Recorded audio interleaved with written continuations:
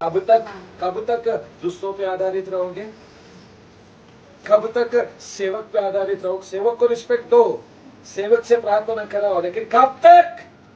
आपको अधिकार दिया है, यीशु के नाम से तुम जो कुछ भी बांधोगे वो स्वर्ग में बांधा जाएगा ना। विश्वास के साथ बांधो। तकलीफ मुझे क्यों? कब तक रोते रहोगे? मेरे साथ क्यों ऐसा क्यों? कब तक रोते रहोगे? बच्चे नहीं हो, इसके लिए पौलुस भक्ति कहता है, अब तुम दूध की इच्छा मत रखो, अब तुम बड़े बन गए हो, पौष्टिक आहार की इच्छा रखना चाहिए। ये कलीसिया बड़ी हो गई है, ये कलीसिया दूध के लिए नहीं, अब चिकन बिरयानी के योग्य बनी है।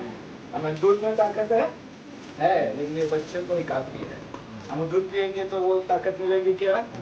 हमको पौष्टिक अन्न चाहिए, तो पौष्टिक अन्न खुदा हमसे देता है। आमेन, आमेन।